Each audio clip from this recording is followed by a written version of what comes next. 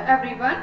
Basic computer की series के अंदर आज हम लोग डिस्कस करने वाले हैं कंप्यूटर के टाइप्स और इसके जनरेशंस और इनसे सबसे रिलेटेड आपके प्रीवियस ईयर के कुछ क्वेश्चंस जो कि ऑलरेडी आ चुके हैं और बहुत सारे प्रैक्टिस सीरीज के क्वेश्चन जो कि आपके आने के चांसेस होते हैं।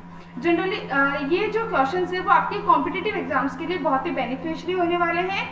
और तो गाइस, ये वीडियो स्टार्ट करने से पहले एक बार ये बताना चाहूंगी कि इससे पहले एक वीडियो आया है पार्ट 1, उसको जरूर देखें जिसमें आप लोगों को आइडिया लग जाएगा कि कंप्यूटर क्या होते हैं, कौन कौन से कंपोनेंट्स बने हुए हैं, कौन कौन से इनपुट आउटपुट डिवाइसेस है, किस तरीके की दिखती है। तो इस तरीके से आपको आइडिया लग जाएगा। तो गाइस, इस सीरीज को आगे बढ़ाते हुए हम लोग स्टार्ट करते हैं। तो सबसे पहले हम थोड़े से कॉन्सेप्ट्स रीड आउट करेंगे, देन उसके बाद में हम प्रैक्टिस क्वेश्चंस करेंगे। ठीक है, तो यहाँ पर सबसे पहले हमारे पास में कंप्यूटर के क्लासिफिकेशन कि कंप्यूटर को किस तरीके से कैटेगराइज किया हुआ है। अब यहाँ पे आपको कंप्यूटर को 3 तरीके से कैटेगराइज किया हुआ है। साइज के बेसिस पे, जहाँ पे आपकी साइज का मतलब हो गया कि किस साइज का कंप्यूटर है। टेबल पे रखा जा सकता है, रूम में रखा जा सकता है, हॉल की जरूरत हो सकती है। किस तरीके की साइज की कंप्यूटर की बात कर रहे हैं। वर्क के बेसिस पे हो सकता है कि किस तरीके के डेटा का यूज किया जा रहा है। ठीक है, और पर्पज के बेसिस पे हो सकता है कि किस पर्टिकुलर पर्पज के लिए आपको किस तरीके का कंप्यूटर का यूज किया जा रहा है। अब हम बात करते हैं फर्स्ट ऑफ ऑल साइज के बेसिस की। तो साइज के बेसिस पे आपको 4 पार्टीशंस पे डिवाइड किया हुआ है। माइक्रो कंप्यूटर जो सबसे छोटे होते हैं साइज के अंदर, जिसको अपन डेस्कटॉप कंप्यूटर्स भी बोलते हैं या पर्सनल कंप्यूटर्स भी बोलते हैं, जिसको जनरल पब्लिक यूज करते हैं। जैसे आप यूज कर रहे होंगे, मैं यूज कर रही हूँ, तो सिंपल या तो लैपटॉप यूज कर रहे होंगे या फिर सिंपल डेस्कटॉप कंप्यूटर्स यूज कर रहे होते हैं।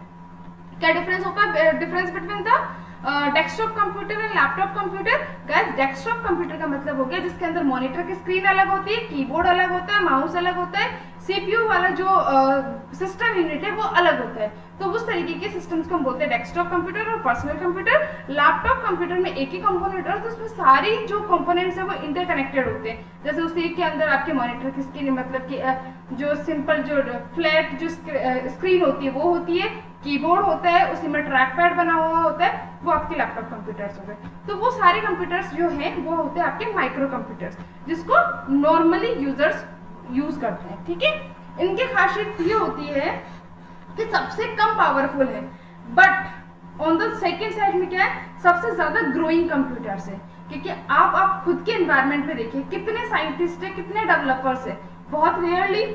ठीक है, तो सबसे ज्यादा पब्लिक कौन सी हुई? Normal public. तो नॉर्मल पब्लिक बाय डिफॉल्ट क्या होती है, कभी फोटोकॉपी के लिए यूज कर रही होती है, किसी को कोई चीज डाउनलोड करनी है, किसी को नोट्स चाहिए तो वेब का यूज कर रही होती है। तो नॉर्मल पब्लिक ज्यादा यूज करती है।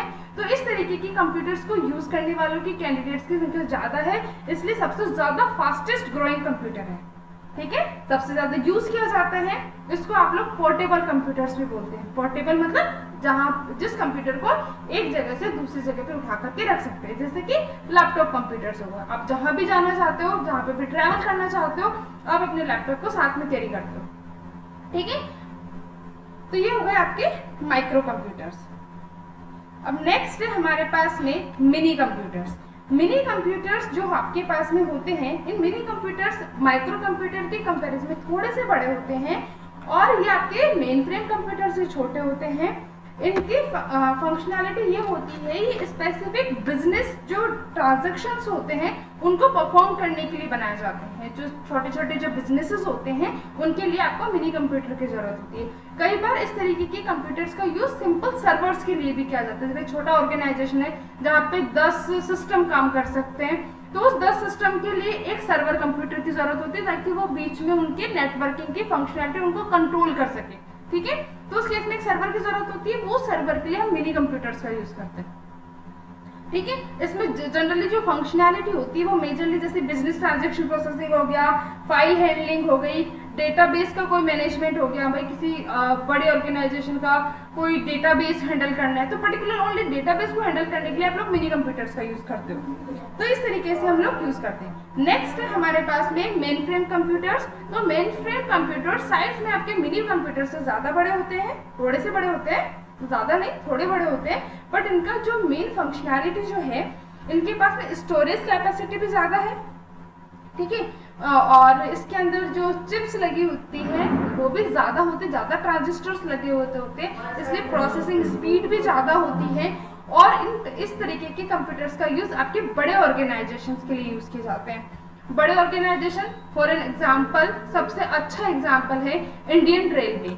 तो इंडियन रेलवे जहाँ टिकट बुकिंग के लिए जो जिस कंप्यूटर का यूज करती है वो है आपका मेन फ्रेम। अब सुपर कंप्यूटर्स की बात की जाए तो सुपर कंप्यूटर्स के वर्ड से समझ में आ रहा है जिसकी पावर मेन फ्रेम से भी ज्यादा है, बहुत ज्यादा एक्सपेंसिव भी होते हैं, जनरल पर्पज के लिए यूज नहीं किए जा सकते, नॉर्मल बिजनेसेस भी इसका यूज नहीं कर सकते।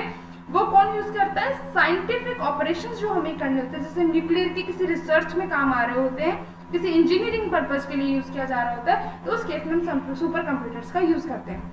सिंपल यदि अपने एप्लीकेशन की बात की जाए तो जैसे अपन वेदर फोरकास्टिंग की बात करते हैं, तो उस केस में बहुत सारे एल्गोरिथम, बहुत सारे कॉम्प्लेक्सिटीज होती है, उस केस के अंदर हम लोग रिसर्च वर्क के लिए सुपर कंप्यूटर्स का यूज करते हैं।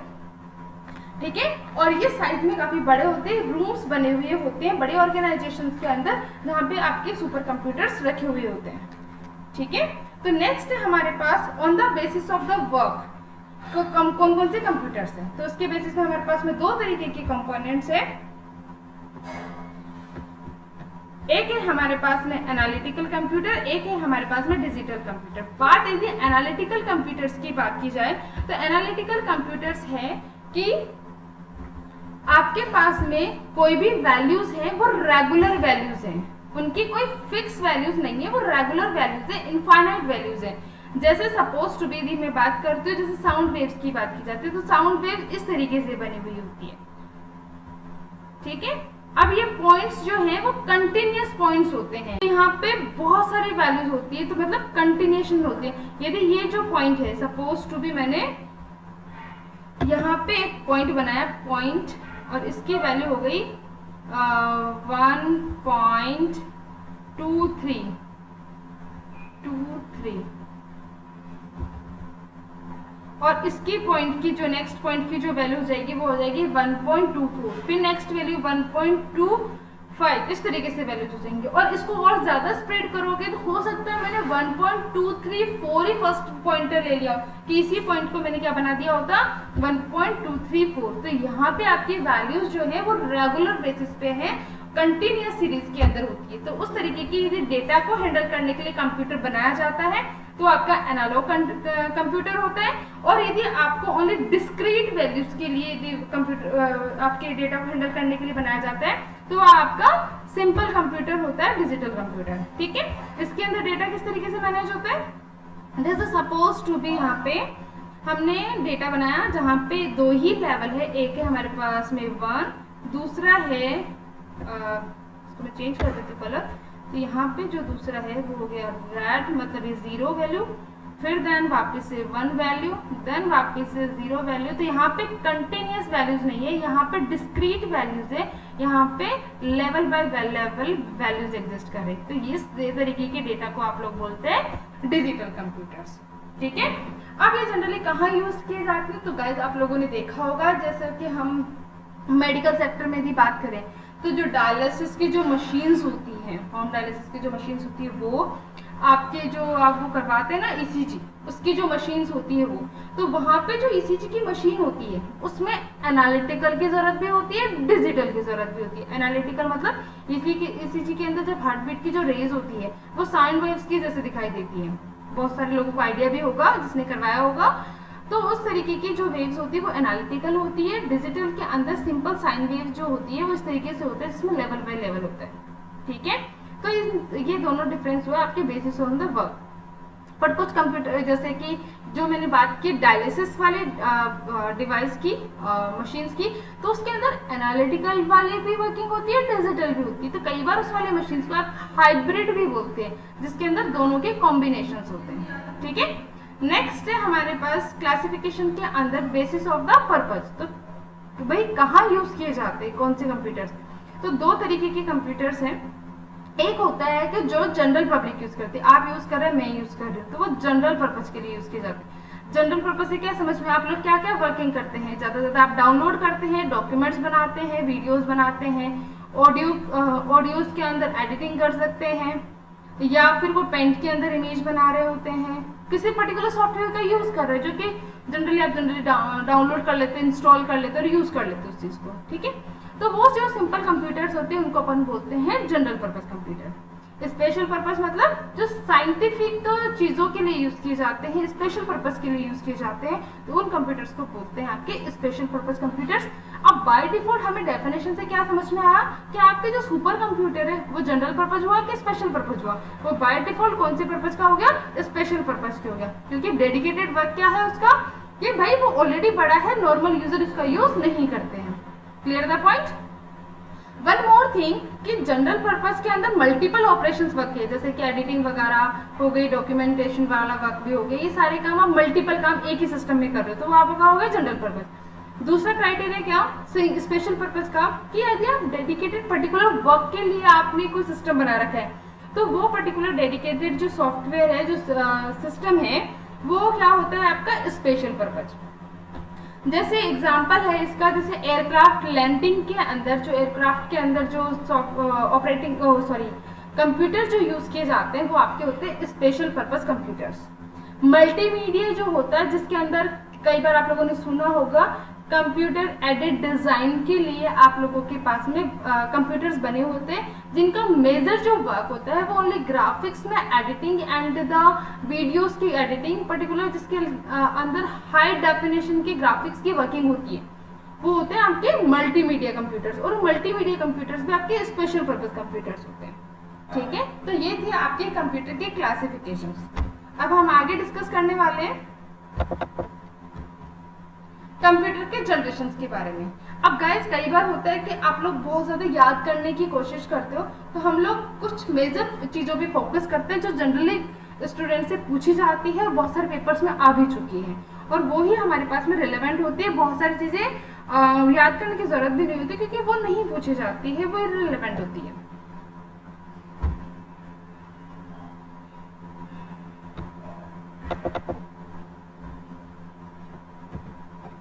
जैसे फर्स्ट जो जनरेशन आई थी वो कब स्टार्ट हुई थी? 1940 के अंदर हमारी फर्स्ट जनरेशन के कंप्यूटर्स अवेलेबल हो गए। उनके अंदर स्विचिंग डिवाइस क्या यूज हो गई थी? जनरली क्वेश्चन पूछा हुआ है कि कौन से स्विचिंग डिवाइस का यूज किया जाता है, तो उसके अंदर आपके लिए वैक्यूम ट्यूब्स का यूज किया जाता है। और इन वैक्यूम ट्यूब्स की वजह से बहुत ज्यादा हीटिंग होती है, तो वहां पे बहुत ज्यादा कूलिंग की जरूरत भी पड़ती है। ठीक है, उसके बाद में स्टोरेज डिवाइसेस के लिए फर्स्ट जनरेशन के अंदर हमारे पास में एक ही स्टोरेज डिवाइसेस अवेलेबल थे, वो थी हमारे पास में मैग्नेटिक ड्रम्स। ठीक है, अब गाइस इसकी स्पीड के बारे में नहीं पूछा जाता, आपसे ये पूछा जाता है फर्स्ट जनरेशन के कंप्यूटर्स की जो स्पीड है उसको किस में मेजर किया जाता है, तो आपको ये पता होना चाहिए कि उसको माइक्रो सेकेंड्स के अंदर मेजर किया जाता है। ठीक है, नेक्स्ट बात हो गई ऑपरेटिंग सिस्टम की। वैसे बोला जाए तो ऑपरेटिंग सिस्टम फर्स्ट जनरेशन के अंदर अवेलेबल नहीं हुआ था। इस बेच जो सिस्टम था उसी को आपको ऑपरेटिंग सिस्टम बोला गया था। बेच में क्या होता है कि जैसे सिंपल बात की जाए तो ऑपरेटिंग सिस्टम क्या होता है कि आपके यूजर और कंप्यूटर के बीच में आपका इंटरेक्शन प्रोवाइड करता है। पर बेच ऑपरेटिंग सिस्टम में यूजर और कंप्यूटर के बीच में कैसा इंटरेक्शन होता है कि आपके जितने भी ऑपरेशंस होते हैं उनको एक साथ डाल देते हो और वो ऑटोमेटिकली ऑपरेट करता है, बीच में आप उसको डिस्टर्ब नहीं कर सकते। ठीक है, नेक्स्ट बात करते हैं हम लैंग्वेजेस की। भाई कंप्यूटर कौन से लैंग्वेज समझता है? आपके फर्स्ट जनरेशन के कंप्यूटर्स की बात की जा रही है, तो उस केस में आपकी मशीन लेवल लैंग्वेज को वो कंप्यूटर अंडरस्टैंड करता है। मशीन लैंग्वेज मतलब बाइनरी नंबर्स जो कि 0101 के फॉर्मेट में होते हैं। ठीक है, बाइनरी नंबर्स की सीरीज के अंदर इसके समझेंगे कि क्या होते हैं नंबर्स, किस तरीके से अपन जो अपने डेसिमल वैल्यूज है उनको बाइनरी नंबर्स में कन्वर्ट करते हैं। ठीक है, तो ये हमारी थी फर्स्ट जनरेशन। इसमें स्पेशली कौन कौन से कंप्यूटर्स आए थे इनको हम डिस्कस करेंगे। तो इसमें एनियाक आया था, एडवाक आया था, एडसाक आया था, यूनिवाक आया था, बहुत सारे कंप्यूटर्स आए थे जिनको साइंटिफिकली पर्पस के लिए यूज किया गया था। नेक्स्ट हम बात करते हैं सेकेंड जनरेशन। सेकेंड जनरेशन जो आई थी वो 1957 से लगभग स्टार्ट हो गई थी, 63 तक चली थी। वैक्यूम ट्यूब्स की जगह पे ट्रांजिस्टर्स का यूज किया गया था और स्टोरेज डिवाइसेस के लिए मैग्नेटिक कोर टेक्नोलॉजी आपके पास में अवेलेबल हो गई थी। अभी भी इसकी स्पीड माइक्रो सेकेंड्स के अंदर ही थी। और उसके बाद में ऑपरेटिंग सिस्टम में time sharing system, multitasking operating system available हो गई थी। नेक्स्ट आपके पास में assembly languages and the high level languages available हो गई थी। मेजोरिटी ऑफ केसेस में क्या होता है कि कई बार बोला जाता है कि हाई लेवल लैंग्वेजेस आ गई थी, बट यहाँ पे जनरली एग्जाम्पल नहीं दिया जाता। तो यहाँ पे मेजरली जो फोकस होता है आपके सेकेंड जनरेशन के अंदर, सेकेंड जनरेशन पे ओनली आपकी असेंबली लैंग्वेज अवेलेबल हुई थी और मशीन लेवल लैंग्वेज का भी यूज किया जाता था। ठीक है, नेक्स्ट आपके पास में कौन कौन से जैसे सिस्टम्स थे जो सेकेंड जनरेशन के अंदर अवेलेबल हुए थे। PDP 8 हो गया, IBM 1401 वाला हो गया। तो इस तरीके के सिस्टम्स थे जिनको आप सेकेंड जनरेशन में कंसिडर करते थे। ठीक है, नेक्स्ट बात की जा रही है कमर्शियल प्रोडक्शंस हुए थे। जो आपका फर्स्ट जनरेशन का जो लास्ट कंप्यूटर था ना, यूनिवा, जो 1951 के अराउंड आया था, या और भी आए थे बट 1951 के अंदर यूनिवा का आया था। वो ऐसा पहला कंप्यूटर था जो कमर्शियली मार्केट के अंदर अवेलेबल हुआ था, यूएस के मार्केट में। ठीक है, और फिर जब सेकेंड जनरेशन के कंप्यूटर्स आए, वो सारे ही कंप्यूटर्स हमारे पास कमर्शियली प्रोडक्शंस के लिए अवेलेबल थे। ठीक है, नेक्स्ट है हमारे पास में थर्ड जनरेशन। थर्ड जनरेशन 1964 के अंदर स्टार्ट हुई थी। अब यहाँ पे ट्रांजिस्टर्स की जगह पे हम लोग किसका यूज कर रहे हैं, इंटीग्रेटेड सर्किट्स का यूज कर रहे हैं। और ये इंटीग्रेटेड सर्किट्स क्या होते हैं, मिलियंस ऑफ ट्रांजिस्टर्स मिलाकर के हम एक सर्किटरी के ऊपर इंटीग्रेट करते हैं, that is called integrated circuits. ठीक है, तो हम इसके बाद में बात करते हैं। नेक्स्ट है हमारे पास में स्टोरेज डिवाइसेस। स्टोरेज डिवाइसेस के लिए आप लोग यहाँ पे मैग्नेटिक कोर का यूज करते थे। ठीक है, जो कि जनरली प्राइमरी स्टोरेज के लिए यूज किया जाता है। जब हम मेमोरी डिवाइसेस पढ़ेंगे तो हम पढ़ेंगे कि क्या होती है प्राइमरी, क्या होती है सेकेंडरी, क्या होती है ऑक्सिलरी मेमोरी, तो हम बाद में डिस्कस करेंगे। अब जैसे थर्ड जनरेशन के अंदर भी जो इसकी स्पीड है, कंप्यूटर की जो स्पीड है, उसको नैनो सेकेंड्स में मेजर किया जाता था। ठीक है, इसको रियल टाइम सिस्टम्स की बात की जाती है। और कई बार आप लोगों से पूछा जाता है कि आपके कौन से जनरेशन के अंदर ऑपरेटिंग सिस्टम आया था। ठीक है, उस केस के अंदर जनरली हम लोग क्या बताते हैं कि थर्ड जनरेशन में आया। ठीक है, जनरली क्या कंसिडर किया जाता है, थर्ड जनरेशन के अंदर आया। ठीक है, क्योंकि जो ऊपर वाले कंप्यूटर्स हैं जो आपके फर्स्ट और सेकंड में यूज किए गए थे, वो जनरली कंप्यूटर्स का नाम दिया गया है, बट उनकी वर्किंग और जो सिंपल जो ऑपरेशन है उनके बेसिस पे थी। ठीक है, अब नेक्स्ट बात की जा रही है आपकी लैंग्वेज के बारे में। तो थर्ड जनरेशन के अंदर हमारे पास में जो लैंग्वेजेस थी हमारे पास में, क्योंकि इस जनरेशन में हमारे पास में ऑपरेटिंग सिस्टम आया था, तो इसी जनरेशन के पास बाद में हमारे पास में क्या आ गई थी, हाई लेवल लैंग्वेजेस अवेलेबल हो गई थी, जिससे कि यूजर अपने सिस्टम से डायरेक्टली वो वर्क करवा पाते थे। जो साइंटिफिक जो वर्क थे, जो कैलकुलेशंस वाले जो काम थे साइंटिफिक कैलकुलेशंस के, वो आपके प्रोग्राम्स के थ्रू, हाई लेवल प्रोग्राम्स के थ्रू, जो कि यूजर के इजीली अंडरस्टूड होते हैं, उनके थ्रू आप सिस्टम से वर्किंग करवा पाते थे। ठीक है, उसके बाद में है अब इस तरीके से जो थर्ड जनरेशन है। एक और चीज, जो आपके फर्स्ट और सेकंड के अंदर जो कंप्यूटर्स आए थे, वो कौन से कंप्यूटर्स थे, मेन फ्रेम कंप्यूटर्स आए थे। जो थर्ड जनरेशन थे उसके अंदर आपके मिनी कंप्यूटर्स आए थे। ठीक है, तो यहाँ पे जितने भी एग्जाम्पल आपने पढ़े हैं, ये कौन से कंप्यूटर्स के हैं, मेन फ्रेम कंप्यूटर्स के हैं। ये बहुत बड़े होते थे, स्टोरेज कैपेसिटी भी ज्यादा होते थे, ज्यादा पावर का यूज करते थे। ठीक है, ये भी आपका मेन फ्रेम कंप्यूटर हो गया। ये आपके मिनी कंप्यूटर्स की बात की जाती थी। थर्ड जनरेशन के अंदर हमारे पास में मिनी कंप्यूटर्स अवेलेबल हो गए थे। ठीक है, और इस मिनी कंप्यूटर का हम एग्जाम्पल देख चुके हैं। ये डेटाबेस मैनेजमेंट सिस्टम, ये आपके मिनी कंप्यूटर का एग्जाम्पल है। ठीक है, नेक्स्ट हम बात करते हैं फोर्थ जनरेशन। फोर्थ जनरेशन वो जनरेशन है जिसके लैपटॉप, जिसके कंप्यूटर, जिसके डेस्कटॉप हम लोग अभी करंटली यूज कर रहे हैं और जिसके थ्रू हम लोग अभी वीडियो देख रहे हैं। मे बी आप लोग बहुत सारे लोग होंगे जो आपके लैपटॉप में वीडियो देख रहे होंगे, तो उस केस में आपके जो लैपटॉप है वो भी आपका फोर्थ जनरेशन का कंप्यूटर है। ठीक है, तो इस कंप्यूटर के जनरेशन के अंदर आप लोगों के पास में क्या था, आपके जो सेकेंड का जो मेजर होता था वो किसमें करते थे, पिको सेकेंड में मेजर करते थे। इसके अंदर आपके पास में सबसे इंपॉर्टेंट चीज, इसके अंदर आईसीज की जगह पे क्या यूज किया गया था, लार्ज स्केल के इंटीग्रेटेड सर्किट्स का यूज किया गया था। ठीक है, तो लार्ज स्केल के इंटीग्रेटेड सर्किट, जिसको अपन माइक्रो प्रोसेसर भी बोलते हैं, और कई बार आपको वेरी लार्ज स्केल के इंटीग्रेटेड सर्किट्स भी देखने को मिल जाएंगे क्वेश्चंस में, तो वो भी आपके फोर्थ जनरेशन में यूज किए जाते हैं।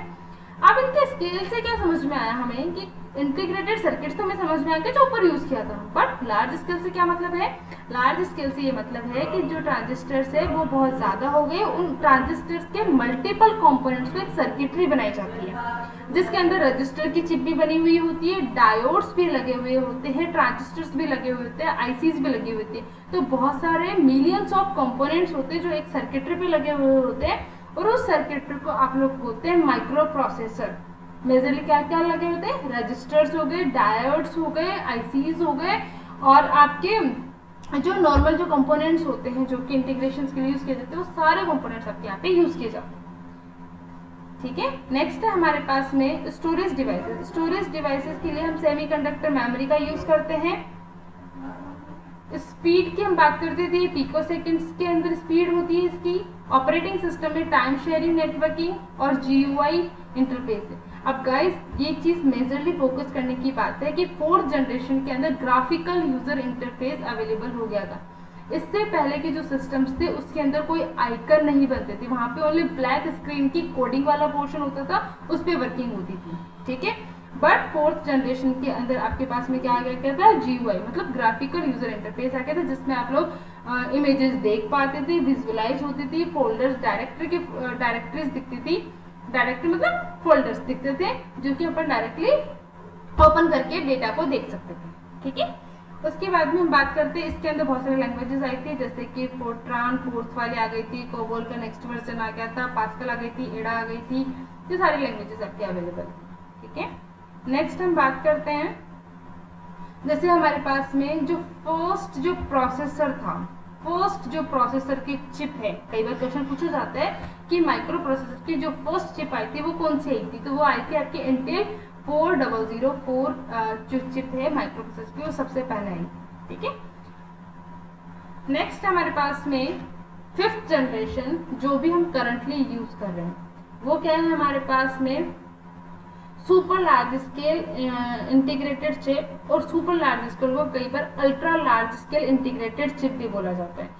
जैसे जैसे इसकी स्केल के अंदर वर्ड्स बढ़ाते जा रहे हैं, उसी तरीके से यहाँ पे नंबर ऑफ जो कंपोनेंट्स है वो इंक्रीज होते जाते हैं, ट्रांजिस्टर्स बढ़ते जा रहे हैं, प्रोसेसिंग उनकी बढ़ती जा रही है। ठीक है, नेक्स्ट सेम सेमीकंडक्टर की चिप का यूज किया जा रहा है, पिको सेकेंड्स में ही इसका जो स्पीड मेजर की जाती है। ऑपरेटिंग सिस्टम्स भी सेम है जो कि अभी तक अवेलेबल हो चुके हैं, जैसे अभी करंटली अपन विंडोज वगैरह का जो यूज कर रहे हैं वो सारे ऑपरेटिंग सिस्टम अवेलेबल है। मतलब एक करंट सिनेरियो की ऑपरेटिंग सिस्टम की बात कर रहे हैं, जनरली हम लोग यूज करते हैं। ठीक है, नेक्स्ट लैंग्वेजेस आपके पास में बहुत सारे अवेलेबल है, बहुत हो गई अब तो बहुत सारी लैंग्वेजेस अवेलेबल है, जैसे कि सी हो गई, C++ हो गई, जावा हो गई, जो आपके एडवांस जावा जो टेक्नोलॉजी है जिसके अंदर जावा सर्वर पेजेस बनते हैं वो अवेलेबल हो गई, पाइथन हो गई, मशीन लर्निंग के लिए लैंग्वेजेस हो गई, आर लैंग्वेज हो गई, तो बहुत सारे लैंग्वेजेस अवेलेबल है। ठीक है, इसके अंदर multi processing and Intel core processor implement हो चुके हैं। आर्टिफिशियल इंटेलिजेंस है, आर्टिफिशियल इंटेलिजेंस का बेस्ट एग्जांपल है रोबोटिक्स। जैसे मेडिसिन वाले फील्ड के अंदर आपके जो रोबोट्स का यूज किया गया था, कुछ टाइम पहले भी यूज किया गया था, बोला गया था कि बहुत सारे हॉस्पिटल में रोबोट्स जो क्या काम करते थे, मेडिसिन देते थे अपने पेशेंट्स को। ठीक है, और जो उनकी जो मशीन्स रखी हुई थी वो उनको मॉनिटर कर सकते थे, जैसे किसी भी यूजर की ऑक्सीजन लेवल कम है तो वो मशीन पे शो हो रहा है, तो रोबोट्स उसको विजुअलाइज कर पाते थे, उसको देख पाते थे मतलब सेंस कर पाते थे, और वो अपने जो भी उनके जिसको रिपोर्ट करना होता था उनको इन्फॉर्म कर देते थे। तो उस तरीके से भी आर्टिफिशियल इंटेलिजेंस बहुत ही आगे बढ़ चुका है, अभी करंट सिनेरियो में बहुत ज़्यादा यूज किया जा रहा है। ठीक है, अब हम बात करते हैं नेक्स्ट हमारे पास में हैंडल डिवाइसेस। गाइस इससे रिलेटेड बहुत बार क्वेश्चंस पूछे जाते हैं, क्या होते हैं हमारे पास में हैंडल डिवाइसेस। जैसे हम हैंडल डिवाइसेस की बात की जाती है तो उनके कुछ एग्जांपल्स आप लोगों के कई बार पूछे जाते हैं कि पाम टॉप क्या है, टैबलेट क्या है, या पर्सनल डिजिटल असिस्टेंस क्या है। तो गाइस सबसे पहली चीज हम लोगों ने क्या पढ़ रखा है अभी तक, डेस्कटॉप पढ़ लिया, हम लोगों ने पढ़ लिया लैपटॉप क्या होता है ये पढ़ लिया। नेक्स्ट है टैबलेट। टैबलेट क्या होता है, ऐसी हैंडल डिवाइस है जो आपकी लैपटॉप से छोटी होती है और पाम टॉप और पीडीए से बड़ी होती है। ठीक है, तो इस चीज को मैंने लिखा है less than laptop notebook. Notebook is equivalent to the laptop, मतलब नोटबुक को कई बार लैपटॉप भी बोलते हैं, लैपटॉप को नोटबुक भी बोलते हैं। और उसकी जो साइज है वो ग्रेटर होती है किससे, फोन से, पाम टॉप से, पीडीए से, इनसे। ठीक है, टैबलेट के अंदर बहुत सारे लोगों के पास टैबलेट फोन्स भी होते हैं, ठीक है, जैसे एप्पल का आईपैड वगैरह जो होते हैं, इनमें क्या फंक्शनैलिटी होती है कि इसमें जो माइक्रोसॉफ्ट के जो ऑपरेशंस है, जो कि एप्लीकेशंस है, जैसे कि वर्ड प्रोसेसिंग हो गया, स्प्रेडशीट के प्रोग्राम्स हो गए, वो सारी फंक्शनिंग आप लोग टैबलेट में भी परफॉर्म कर सकते हो। बट कई बार क्या होता है, उस टैबलेट के अंदर हमारे पास में कोई एक्सटर्नल कीबोर्ड नहीं होता है, तो उस केस में आप लोग वर्ड प्रोसेसिंग के लिए अपना एक्सटर्नल कीबोर्ड को भी आप उसमें अटैच कर सकते हो, जैसे लैपटॉप पे अटैच करते हो एक्सटर्नल कीबोर्ड, कई बार जरूरत होने पे तो उस तरीके से वहां पे भी अटैच कर सकते हो और उसका यूज कर सकते हो, ठीक है।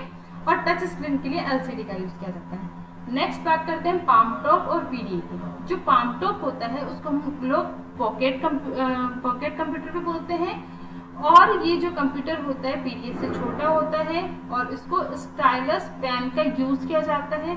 ये स्टाइलस पेन क्या होता है, ये आपकी प्रीवियस वीडियो में हमने इनपुट आउटपुट जब डिवाइसेस पढ़े उसमें पढ़ा है, तो एक बार जरूर देख लें।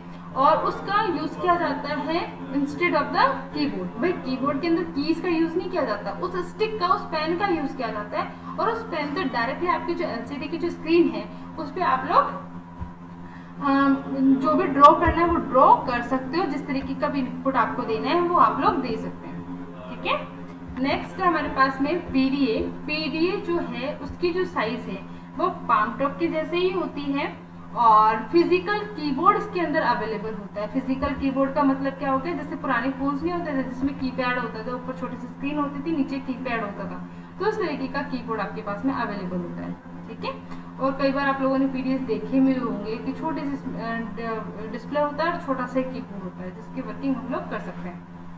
और इनकी फंक्शनैलिटी क्या होती है, आप अदर कंप्यूटर से वो कम्युनिकेट कर सकते हैं। और जनरली इसका यूज पहले कब किया जाता था, जब आपके पास में बहुत ज़्यादा नेटवर्किंग अवेलेबल नहीं थी, बहुत ज़्यादा फंक्शनैलिटीज अवेलेबल नहीं थी, तो बेसिकली इसका यूज जैसे कैलेंडर के अंदर अपॉइंटमेंट्स बुक करने के लिए यूज़ किया जाता था, टू डू लिस्ट बनाने के लिए, एड्रेस बुक्स बनाने के लिए इसका यूज किया जाता है। गाइस, अब हम डिस्कस करने वाले फर्स्ट जनरेशन के कंप्यूटर्स, जिसमें सबसे पहला आया था ENIAC, और उसकी फुल फॉर्म थी electronic numerical integrated and computer, जो कि 1945 के अंदर आया था। जैसे कि इसके वर्ड से समझ में आ रहा है, इसके फुल फॉर्म से समझ में आ रहा है कि इसका जो यूज है वो न्यूमेरिकल कैलकुलेशंस के लिए किया गया था, और वो भी जो कैलकुलेशंस है वो किसके बेसिस पे की जाती थी, प्रोग्रामिंग के बेसिस पे की जाती थी। इसलिए इसको कई बार बोला भी गया है first programmable general purpose electronic digital computer. तो अब ये चीजें वर्ड से हमें समझ में आ गया। बट डिजिटल का मतलब क्या है कि डिस्क्रीट वैल्यूज पे वर्क करता था। Digital in the sense discrete values मतलब 1010 फॉर्मेट में वर्क करता है। जीरो का मतलब लोअर लेवल, 1 का मतलब अपर लेवल, तो उस तरीके से इसकी वर्किंग होती थी। नेक्स्ट आया हमारे पास में एडवाक, उसकी फुल फॉर्म थी electronic discrete variable automatic computer, जो कि 1949 में आया था, और जिसका डिजाइनिंग किया गया था ताकि आपके स्टोर्ड प्रोग्राम्स की वर्किंग कर पाए।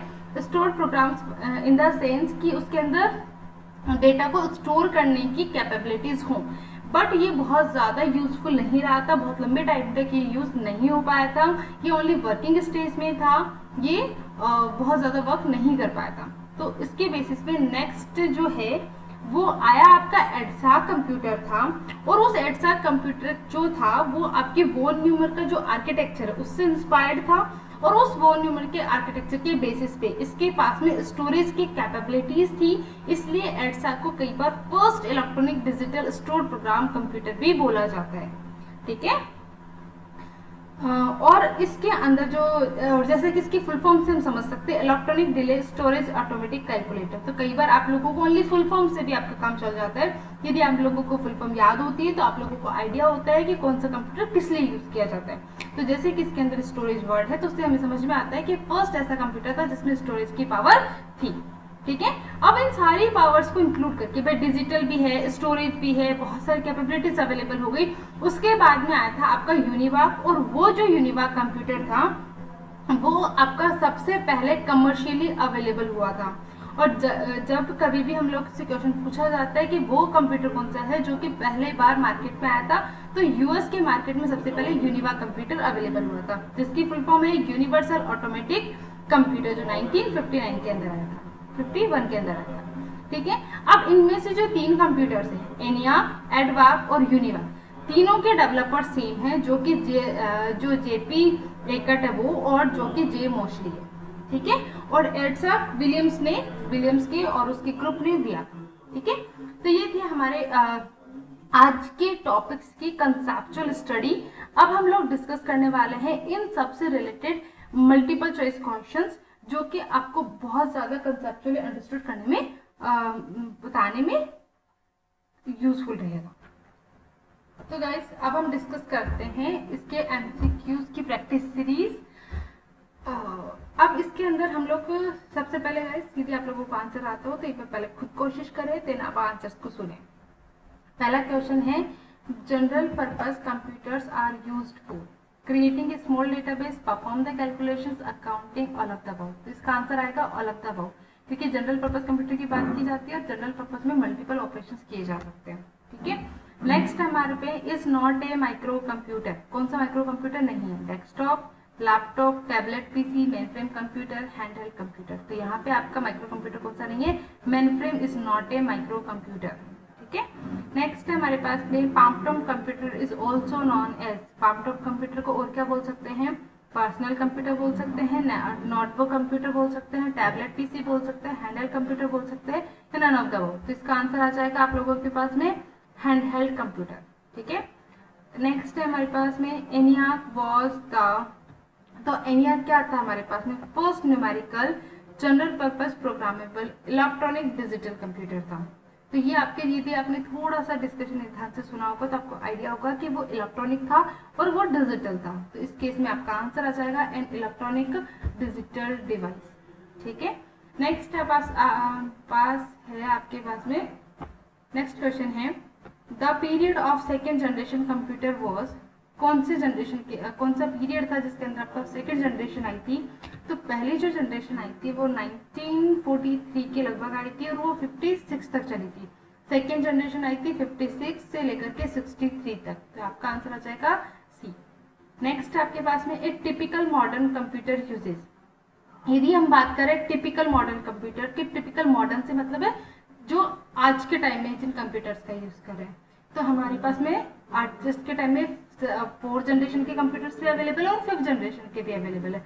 उनमें से कौन से कंपोनेंट्स आपके दिए हुए? LSI मतलब large scale integrated chips, vacuum tubes, valves. तो यहाँ पे हमारे पास में लार्ज स्केल इंटीग्रेटेड चिप्स आपका इसका आंसर रहेगा। ठीक है, नेक्स्ट हमारे पास में first computer which provides the storage is. जिसने सबसे पहले स्टोरेज दिया था, तो किसने दिया था सबसे पहले स्टोर? कई बार आप लोगों का आंसर जो होता है वो हो जाता है भाई एडवाक आना चाहिए था, पर एडवाक नहीं आता। यहाँ पे आंसर आएगा एडसा। और एडसा किस लिए आया था? क्योंकि ये ऐसा पहला कंप्यूटर था जिसमें इतनी कैपेबिलिटीज थी ताकि अपने डेटा को, अपने इनपुट्स को वो स्टोर करवा पाए। ठीक है, नेक्स्ट है हमारे पास में, which of the following is the fastest type of computer. सबसे फास्टेस्ट कंप्यूटर कौन सा था जिसके पास में सबसे ज्यादा पावर थी? और सबसे ज्यादा पावर थी हमारे पास सुपर कंप्यूटर्स के पास में। तो इसका आंसर हो जाएगा हमारे पास में सुपर कंप्यूटर। ठीक है, अब हम आगे मूव करते हैं। A blank is a large and expensive computer capable of performing scientific and business applications. कौन सी साइंटिफिक एंड बिजनेस एप्लीकेशंस के लिए यूज किए गए थे? तो हमने बात की, जब साइंटिफिक की बात की जाती है तो साइंटिफिक के अंदर हमारे पास में कौन से कंप्यूटर्स का यूज किया जाता है? सुपर कंप्यूटर्स का यूज किया जाता है। ठीक है, नेक्स्ट हमारे पास में a personal computer is design to meet the computing need of an. किसकी नीड को कंप्लीट करने के लिए यूज किया जाता है पर्सनल कंप्यूटर? भाई आप भी यूज कर रहे हैं, मैं भी यूज कर रही हूँ, फॉरेनर्स भी यूज कर रहे हैं, सब लोग यूज कर रहे हैं, और डिपार्टमेंट भी यूज कर रहे हैं। कॉलेज के डिपार्टमेंट की बात कर लो, वो भी यूज कर रहे हैं, कंपनीज भी यूज कर रही है, सिटी भी यूज कर रही है। तो इन द सेंस हम ये बोल सकते हैं ऑल ओवर वर्ल्ड के लिए यूज किया जा रहा है, क्योंकि यही तो हमने पढ़ा था। पर्सनल जो कंप्यूटर है वो कौन सा कंप्यूटर हुआ? माइक्रो कंप्यूटर, और सबसे ज्यादा ग्रोइंग कंप्यूटर, सबसे ज्यादा वाइडली यूज्ड कंप्यूटर है। ठीक है, नेक्स्ट हम बात कर रहे हैं, a desktop computer is also known as. Desktop computer को और क्या बोल सकते हैं? हम बोल सकते हैं पर्सनल कंप्यूटर, जिसको कई बार शॉर्ट फॉर्म के अंदर पीसी भी बोलते हैं। ठीक है, desktop computer in the sense जिसके अंदर आपकी स्क्रीन अलग हो गई, कीबोर्ड अलग हो गया, माउस अलग हो गया। नेक्स्ट हमारे पास में the chip used in computer is made up of. Computer के अंदर जो चिप होती है वो किसकी बनी हुई होती है? तो कल जब मैंने जनरेशन टॉपिक पढ़ाया था उसमें बताया था कि सेमीकंडक्टर की बनी होती है। अब सेमीकंडक्टर के कौन कौन से मेटल्स होते हैं? वो आपके बेसिकली होते हैं सिलिकॉन एंड जर्मेनियम। यहाँ पे कौन सा दिया हुआ है, सिलिकॉन, तो इसका आंसर हो जाएगा सिलिकॉन। नेक्स्ट है हमारे पास में, name the first general purpose electronic computer. तो पहला जनरल पर्पस इलेक्ट्रॉनिक कंप्यूटर कौन सा था, तो आपका आंसर हो जाएगा यहाँ पे यूनिवाक। क्यों हो जाएगा, क्या ये पहला कंप्यूटर था, नहीं भाई ये पहला कंप्यूटर नहीं था, पहला कंप्यूटर तो मेरा एनियाक था, बट यहाँ पे एनियाक अवेलेबल नहीं है। उसके बाद में कौन सा कंप्यूटर अवेलेबल हुआ था, एडवाक अवेलेबल हुआ था, बट एडवाक वर्किंग स्टेज में नहीं था, स्टोर प्रोसीजर्स उसमें अवेलेबल हुए थे, बट वो वर्किंग मॉडल नहीं था, वो यूज नहीं हो पाया था, इसलिए इसका आंसर एडवाक नहीं होगा। और उससे नेक्स्ट जो जनरल पर्पस कंप्यूटर था वो था यूनिवाक, तो इसका आंसर हो जाएगा यूनिवाक। ठीक है, नेक्स्ट है, which of the following is the smallest and the fastest computer imitating brain working. तो ये थोड़ा सा आंसर अलग है इसका, ये क्या है, आपके ये बात की जा रही है कि वो कंप्यूटर जो फास्टेस्ट भी है और इंसान के दिमाग की मिमिक्री कर रहा है, इमिटेट कर रहा है। ठीक है, यदि वो दिमाग की मिमिक्री करता है तो ऐसे जो कंप्यूटर्स होते हैं वो क्वांटम कंप्यूटर्स होते हैं, जो कि अभी रिसर्च वर्क में वर्क हो रहे हैं, और बहुत सारे क्वांटम कंप्यूटर्स अवेलेबल भी हो चुके हैं जो जनरल पब्लिक यूज नहीं करती है। ठीक है, उन कंप्यूटर्स में क्या होता है, प्रोसेसिंग पावर बहुत ज्यादा होती है, आर्टिफिशियल इंटेलिजेंस इंक्लूड हो गया है, जिससे कि वो जैसे ह्यूमन बींग्स वर्क करते हैं उस तरीके से वो ह्यूमन बींग के लिए किस तरीके से यूज कर सकती है। नेक्स्ट हमारे पास में, choose the odd one out, इनमें से कौन सा अलग है, माइक्रो, मिनी, सुपर, डिजिटल। तो सिंपल सी बात है, वो तीन साइजेस के बेसिस पे क्लासिफाइड है, चौथा हमारे पास में वर्क के बेसिस पे क्लासिफाइड है, तो इसका आंसर हो जाएगा डिजिटल कंप्यूटर। नेक्स्ट है हमारे पास में, फर्स्ट कंप्यूटर ऑफ इंडिया। तो गाइस पहला कौन सा कंप्यूटर था जो इंडिया में आया था।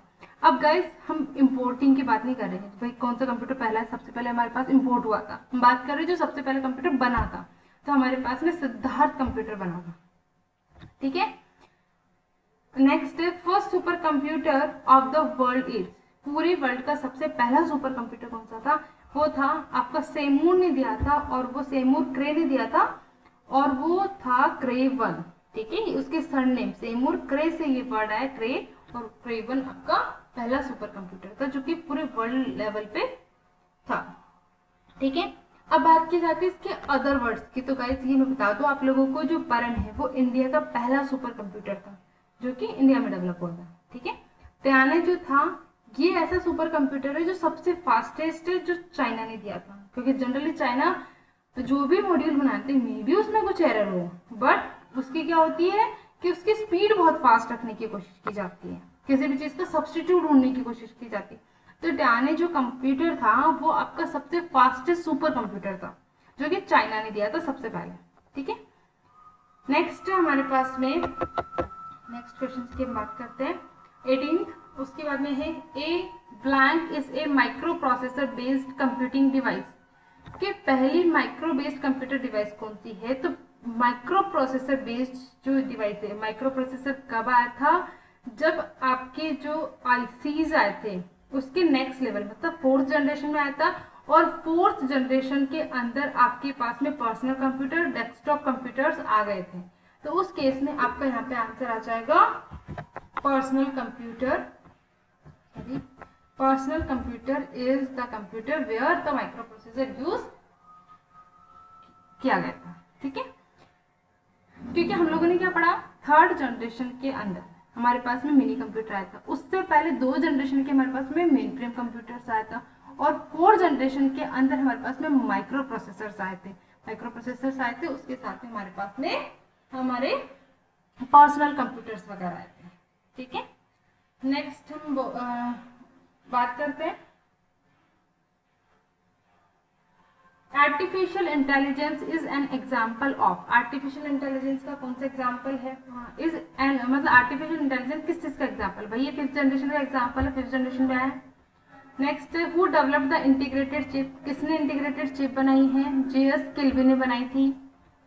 अबेकस कैन परफॉर्म, अबेकस क्या है, सबसे पहली चीज तो अबेकस पहला मैकेनिकल कंप्यूटर था जिसके अंदर जो है हॉरिजॉन्टल लाइंस पे बीट्स जैसे माला के दाने होते वैसे बने हुए होते थे, और उनका यूज आपको क्या करना होता था, मूव कर करके एडिशन और सब्ट्रैक्शन परफॉर्म करते थे। ठीक है, तो ये जो अबेकस था पहली चीज मैकेनिकल कंप्यूटर था, फर्स्ट मैकेनिकल कंप्यूटर था, और इसके अंदर 2 ही ऑपरेशन हो सकते थे, एडिशन एंड सब्ट्रैक्शन। तो इसका आंसर हो जाएगा बोथ ए एंड 2, मतलब ए एंड बी मान के चलना इसको। नेक्स्ट आपके पास में which language is directly understood by the computer without translation program. क्योंकि ट्रांसलेशन के लिए जो सिस्टम मतलब जो सॉफ्टवेयर चाहिए थे वो फर्स्ट जनरेशन में अवेलेबल नहीं थे। तो फर्स्ट जनरेशन क्या था, डायरेक्टली मशीन लैंग्वेज के अंदर प्रोग्राम्स बनाती थी और उसी के अंदर एग्जीक्यूशन होता था। तो जो फर्स्ट जो लैंग्वेज थी वो कौन सी थी, मशीन लेवल लैंग्वेज थी, जिसके अंदर हमें ट्रांसलेशन की रिक्वायरमेंट नहीं होती थी। सी लैंग्वेज के लिए भी हम लोग ट्रांसलेशन करते हैं, जैसे कि बहुत सारे लोगों ने यूज भी किया होगा, प्रोग्रामिंग की भी होगी, जिसके अंदर टर्बो सी वगैरह जो कंपाइलर्स का यूज करते हैं। ठीक है, हाई लेवल लैंग्वेजेस हैं, सबके अलग अलग कंपाइलर्स हैं, और बहुत सारे आपके प्लेटफॉर्म पर डिपेंड भी करते हैं कि कंपाइलर अलग अलग सिस्टम के लिए अलग अलग आपको डाउनलोड करके इंस्टॉल करना पड़ता है।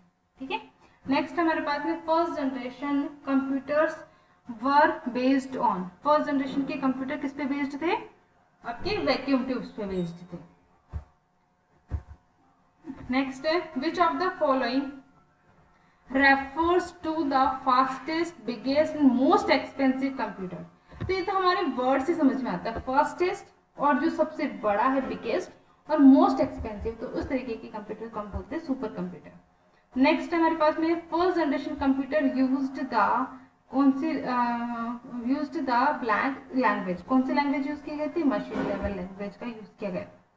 ठीक है, और यदि यही क्वेश्चन फर्स्ट जनरेशन की जगह सेकेंड जनरेशन के लिए पूछा जाता तो आपका आंसर हो जाता सी, क्योंकि वहां पे आपकी मशीन लेवल लैंग्वेज का भी यूज किया गया है और असेंबली लैंग्वेज का भी यूज किया गया है। ठीक है, नेक्स्ट है हमारे पास में which of the following is known as the father of modern computer. जो फादर ऑफ द कंप्यूटर का जो आंसर है वो तो हमारे पास में Charles Babbage, but modern computer की बात की जाए जिसके आर्किटेक्चर पे बेस्ड जिसपे बेस्ड हम लोगों के करंट कंप्यूटर्स बने हुए हैं वो है एलन ट्यूरिंग के बेसिस पे। ठीक है, तो उसके मॉडर्न कंप्यूटर का जो फादर है वो आपके एलन ट्यूरिंग को बोला जाता है। नेक्स्ट है हमारे पास में IC is made up of. Integrated circuit किसका बना हुआ होता है, ये आपके सेमीकंडक्टर डिवाइसेस का बना हुआ होता है।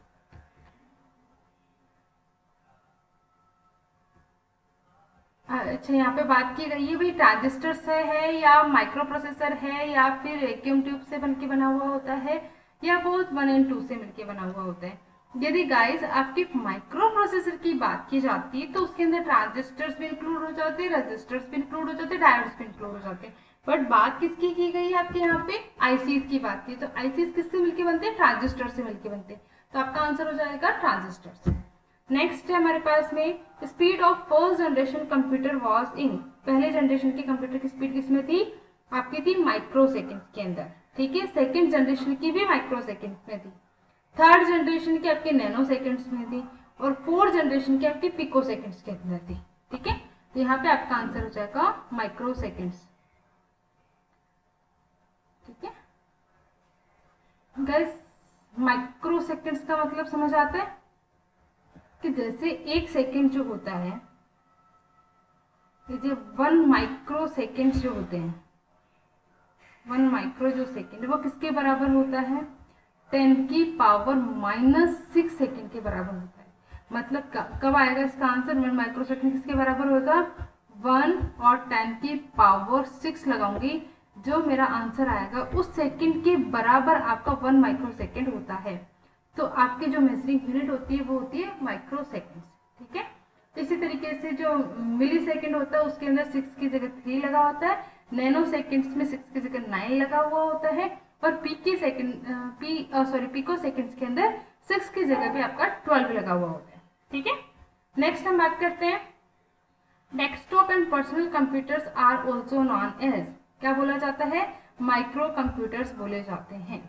ठीक है, और इन कंप्यूटर्स के में माइक्रो कंप्यूटर्स है तो इसमें क्या लगा होता है, माइक्रो प्रोसेसर लगा हुआ होता है। और माइक्रो प्रोसेसर लगा है तो इसके इसी टाइम पे हमारे पास में क्या था, हाई लेवल लैंग्वेजेस भी अवेलेबल थी।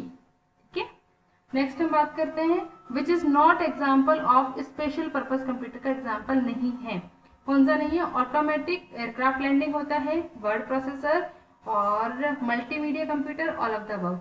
तो वर्ड प्रोसेसर जनरल पर्पज के लिए यूज करते हैं, मतलब आप भी यूज़ कर रहे होंगे, आपके और जो नोन फ्रेंड्स है वो भी यूज़ कर रहे होंगे, सब लोग यूज़ कर रहे हैं वर्ड प्रोसेसर। तो वो आपका जनरल पर्पज है, तो इसलिए आपका आंसर आ जाएगा वर्ड प्रोसेसर।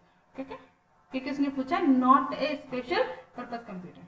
नेक्स्ट आपके पास में second generation computer are made up of, किससे मिलकर बने होते हैं? ट्रांजिस्टर से मिलकर बने होते हैं। नेक्स्ट है the memory size in main frame computer and advance technology macro computer is expressed in, किसके अंदर मेजर की जाती है? मेगाबाइट्स के अंदर मेजर की जाती है। तो मेगाबाइट जो है मेमोरी की जो साइज की अपन बात करते हैं, तो वो क्या होती है आपकी मेगाबाइट में यूज की जाती है, जो किसके बराबर होती है? 1024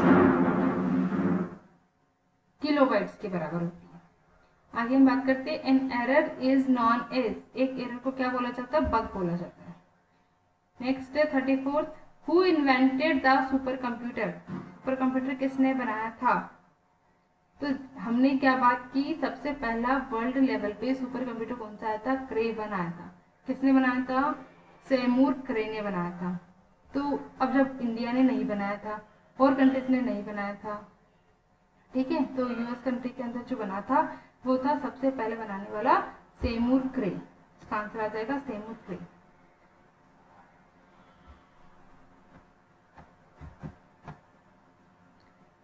नेक्स्ट क्वेश्चन है 34, who invented the super computer, तो सबसे पहले सुपर कंप्यूटर कब बना था?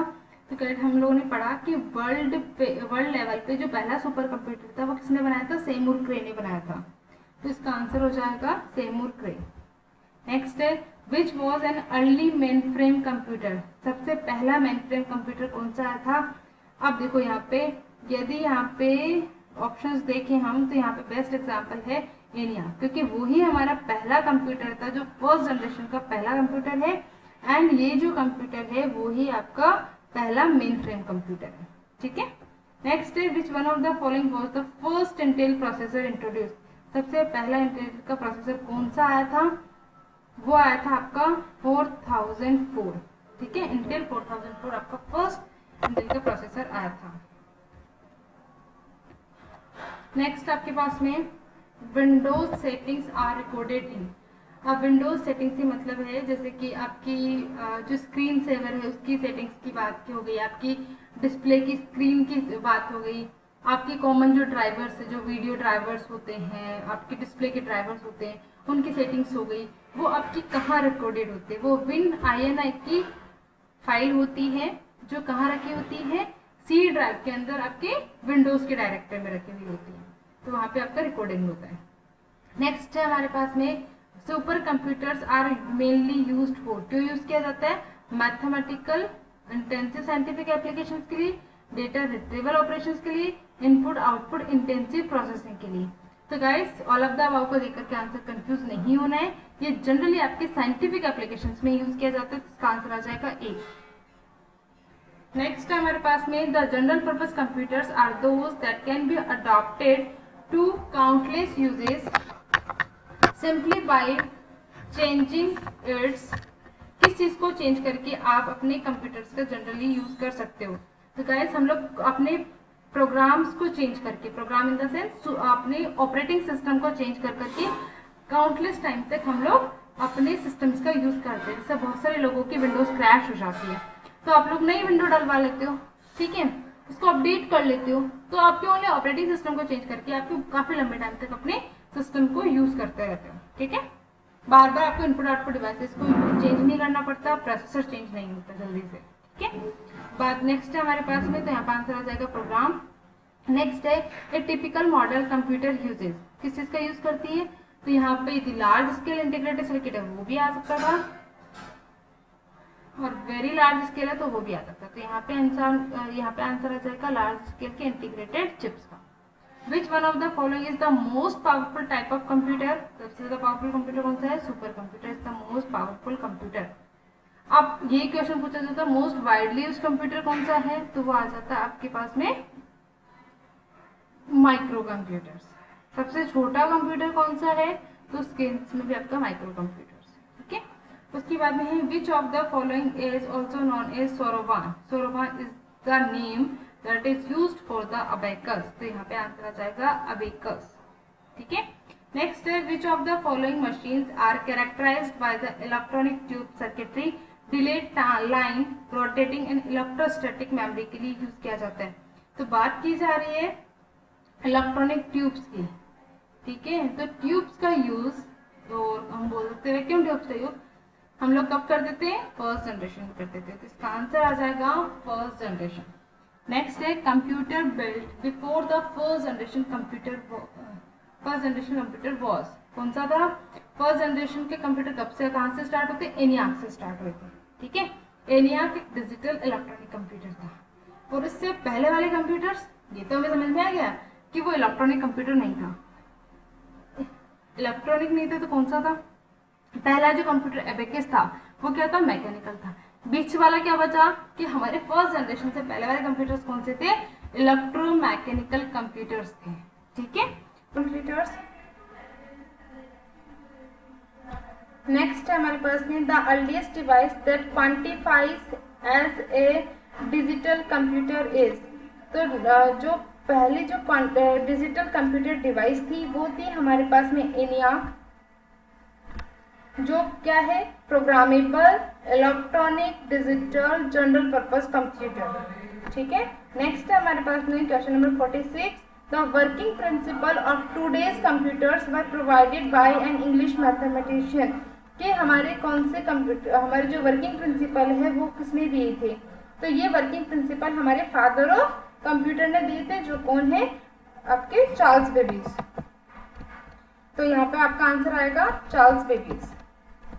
नेक्स्ट है a new technology which provides the ability to create an artificial world and have people interact with it is called the virtual reality. जैसे आप लोग क्या करते हैं, गूगल मीट पे आप लोगों ने बहुत सारी क्लासेस ली होंगी अपनी टीचर से, या फिर जो आप मीटिंग्स करते हैं, जो ऑफिस में वर्क करते हैं, जो लोग मीटिंग्स करते हैं, तो आर्टिफिशियली एक दूसरे से इंटरेक्ट करते हैं, एक दूसरे से कम्युनिकेट करते हैं। तो उस तरीके के इंटेलिजेंस को, उस तरीके की ऑपरेशंस को हम लोग क्या बोलते हैं? Virtual reality. कि रियलिटी में आप लोग प्रेजेंट नहीं है बट वर्चुअली आप लोग प्रेजेंट हैं। ठीक है, नेक्स्ट हमारे पास में the proper definition of the modern computer is. तो यहाँ पे फर्स्ट है आपका the electronic automated machine that can solve the problems involving the words and numbers. Next है more sophisticated and modern electronic pocket calculator. भाई हमारा computer की बात की जा रही है, किसी कैलकुलेटर की बात नहीं की जा रही है। नेक्स्ट है any machine that can perform the mathematical operation. Mathematical operation तो सिंपल कैलकुलेटर भी करता है, तो वो क्या कंप्यूटर है? नहीं, ये आंसर भी नहीं रहेगा। नेक्स्ट है machine that works on the binary code. क्या इतना बहुत है कि ओनली बाइनरी कोड पे वर्क करता है? नहीं, वो आपके एनालॉग वैल्यूज पे भी वर्क कर रहा है, तो टेक्सचुअल डेटा पे भी वर्क कर रहा है, वीडियो के डेटा पे भी वर्क कर रहा है। तो इस केस में ये प्रॉपर डेफिनेशन नहीं है, तो आपके आंसर हो जाएगा फर्स्ट वाला an electronic automated machine that can solve the problems involving the words and numbers. तो आंसर हो जाएगा ए। नेक्स्ट है in digital computer all expressions are coded into. किस फॉर्मेट में कोड किए जाते हैं? बाइनरी डिजिट्स के अंदर कन्वर्ट किए जाते हैं। ठीक है, यदि वो अल्फाबेटिक वैल्यूज है तो भी उनके कॉरेस्पॉन्डिंग आपकी बाइनरी वैल्यूज निकाली जाती है, न्यूमेरिकल वैल्यूज है तो भी उनकी कॉरेस्पॉन्डिंग बाइनरी वैल्यूज को कैलकुलेट किया जाता है। ठीक है, नेक्स्ट है और लास्ट क्वेश्चन है आज का the silicon chip used for data processing are called. क्या कहा जाता है सिलिकॉन चिप्स को? सिलिकॉन चिप्स का यूज किस लिए किया जाता है? इंटीग्रेटेड चिप्स बनाने के लिए। और integrated chips and the micro processor की सीपीयू चिप्स बनाने के लिए यूज किया गया था। क्यों यूज किया गया? क्योंकि ये एक सेमीकंडक्टर डिवाइस है जो कि बहुत ही बेनिफिशियरी थी आपके इन चिप्स को बनाने के लिए। तो यहाँ पे आपका आंसर हो जाएगा माइक्रो प्रोसेसर। तो गाइस ये आपके एमसीक्यू क्वेश्चंस थे जिसको हमने डिस्कस किया। बहुत सारे क्वेश्चंस के रेफरेंसेस मैंने लिखे हुए हैं जो आपके प्रीवियस ईयर में आ चुके हैं, और बहुत सारे क्वेश्चंस जिनके हमने नहीं लिखे तो भी वो प्रीवियस ईयर पेपर्स में कॉम्पिटिटिव एग्जाम्स में आ चुके हैं। तो गाइस ध्यान से पढ़ें, और यदि वीडियो अच्छा लगा हो तो सब्सक्राइब और लाइक ज़रूर करें। थैंक